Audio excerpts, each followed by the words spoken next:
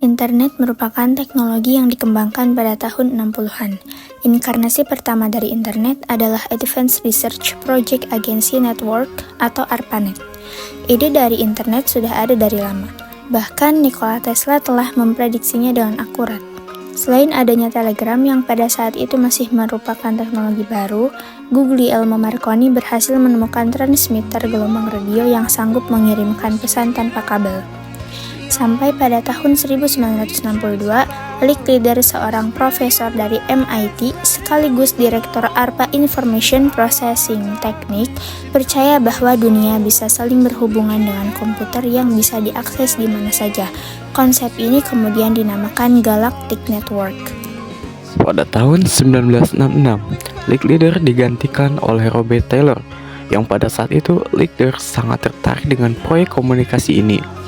Mereka juga menginginkan agar para militer Amerika Serikat dapat berkomunikasi dengan cepat dan efisien, terutama jika ada masalah seperti nuklir, layaknya krisis misil Kuba tahun 1962, di mana komunikasi merupakan faktor yang sangat penting. ARPANET berhasil diselesaikan dalam waktu 3 tahun. Pada 29 Oktober 1969, terjadi keberhasilan komunikasi internet pertama lewat program internet. Charlie Klein, siswa dari UCLA sukses mengirimkan pesan untuk login ke Stanford Research Institute. 2 tahun kemudian, Ray Tomlinson, seorang developer di ARPANET, berhasil mengembangkan isi email. Pertama ini adalah QueerTalk. Selain itu, ia juga menemukan logo ed untuk alamat email dan alamat email pertama berformat username of computer.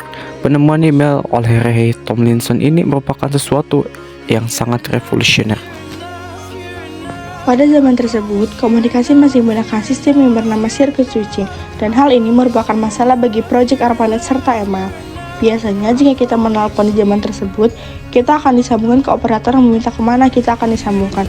Kemudian operator akan menyambungkan kabel kita ke sirkuit yang akan dituju.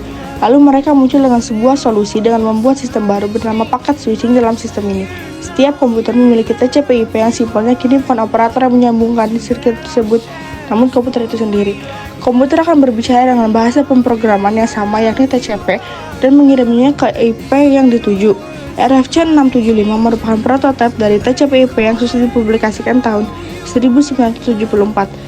Dan pada tahun 1981, TCP/IP yang kita kenal sekarang muncul untuk pertama kalinya.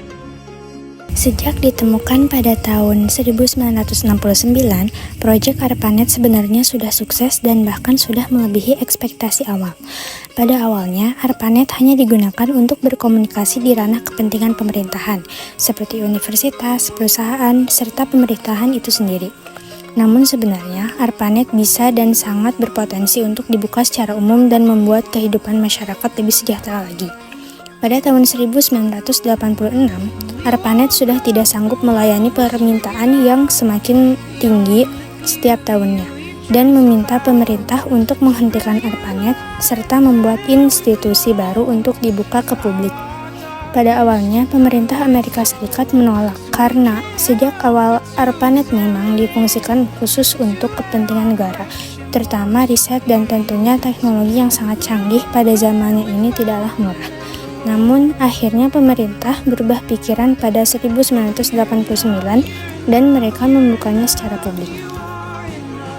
Akhirnya pada 1990-an, proyek ARPANET secara resmi dipindahkan ke National Science Foundation New York dan terbuka untuk umum.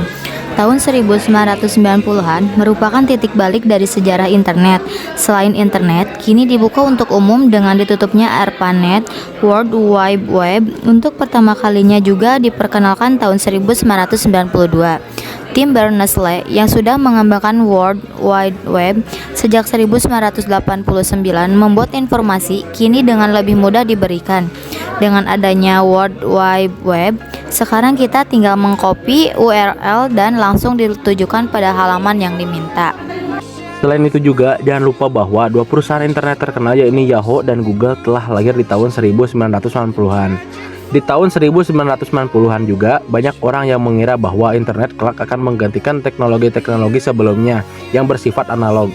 Para peneliti bahkan berkata bahwa generasi milenial yang lahir antara tahun 1981 hingga 1996 merupakan generasi yang berada di antara sistem analog dan digital. Sedangkan generasi Z yang lahir antara tahun 1997 hingga 2012 merupakan generasi pertama yang lahir di era digital. Internet sangat mempengaruhi kehidupan dua generasi tersebut.